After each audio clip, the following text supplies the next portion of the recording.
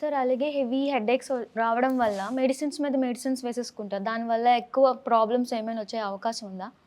ఇప్పుడు రొటీన్‌గా ప్రొఫిలాక్సిస్ మందులు వాడితే హెడేక్ రాకుండా మనం ప్రివెంట్ చేసుకోవచ్చు. కానీ ఒక్కోసారి కొంతమందికి సివియర్ హెడేక్ వస్తది. Severe headache, unbearable headache, continuous for a day or 2 or 3 status migrainosus అంటాం. అటువంటిది వచ్చినప్పుడు that makes it an emergency. ఇమ్మీడియేట్‌గా అడ్మిట్ చేసి కొంచెం స్టెరాయిడ్స్ అటువంటివి ఇవ్వాల్సిన అవసరం అయితే ఉంటది దానికి. ఇది స్టేటస్ మైగ్రేనోసస్. అలా కాకుండా కొంతమంది ప్రొఫిలాక్సిస్ వాడరు. తలనొప్పి వచ్చినప్పుడు తలనొప్పి మెడికల్ షాప్‌లో పెయిన్ కిల్లర్ తీసుకొని వేసుకుంటుంటారు. కొంతమంది మా దగ్గరికి వస్తారు, మేము ప్రిస్క్రైబ్ చేస్తాం.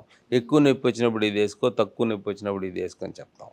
కానీ వాళ్ళు ఏం చేస్తారు, మళ్ళీ డాక్టర్ దగ్గర రావడం మానేసి వాళ్ళు తలనొప్పి వచ్చినప్పుడంతా నొప్పి మాత్రలు వేసుకుంటాడు. ప్రొఫిలాక్సిస్కి రెగ్యులర్గా వేసుకునేవి ఇచ్చినా వేసుకోడు.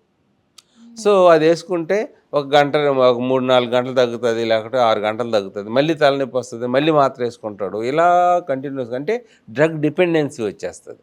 ఆ మాత్ర విత్డ్రాయల్ ఎఫెక్ట్ లాగా ఆ మాత్ర ఎఫెక్ట్ అయిపోతానే మళ్ళీ తలనొప్పి వస్తుంది. ఓకే. సో అలా ఎప్పుడూ చేయకూడదు. అంటే చాలా మందికి అవేర్‌నెస్ ఉండదు. తెలిసి అనుకోని చాలా టాబ్లెట్స్ వాడేస్తారు. ఇప్పుడు మీ మీడియా ద్వారా తెలుస్తుందేమో, చూద్దాం. తెలియాలి. అలాగే ఇప్పుడు దీనివల్ల సైడ్ ఎఫెక్ట్స్ ఉంటాయి కదా ఖచ్చితంగా? డెఫినెట్గా డ్రగ్స్, ఎనీ పెయిన్ కిల్లర్ వీటి వల్ల గ్యాస్ట్రైటిస్ వస్తుంది, బ్లీడింగ్ రావచ్చు, సో అల్సర్స్ రావచ్చు. అలా ఈ పెయిన్ కిల్లర్స్ అన్ని చాలా ప్రాబ్లమాటిక్ కదా. అదే ఎక్కువ టాబ్లెట్స్ కొంతమంది స్లీపీగా ఫీల్ అవుతారు. కొన్ని టైప్స్ ఆఫ్ హెడేక్స్కి ఇప్పుడు టెన్షన్ టైప్ ఆఫ్ హెడేక్ ఇందాక మాట్లాడుకున్నాము. వాటిల్లో కొన్ని అమిట్రిప్టిలిన్ అని ఒక మందు ఇస్తుంటాం. దానివల్ల కొంచెం స్లీపీగా ఉండొచ్చు. We have to adjust. వాళ్ళు అలాగ ఉందంటే డాక్టర్ని కలిసి డోస్ అడ్జస్ట్ చేసుకోవాలి. జనరల్గా we start with very low dose, ఎక్కువ స్టార్ట్ చేయము. కానీ దానికి కూడా మత్తు వస్తే you may have to avoid that tablet. అలాగే ఇప్పుడు చాలామంది హోమియోపతి, కొంతమంది కొన్ని చోట్ల హోమియోపతి కూడా ప్రిఫర్ చేస్తున్నారు.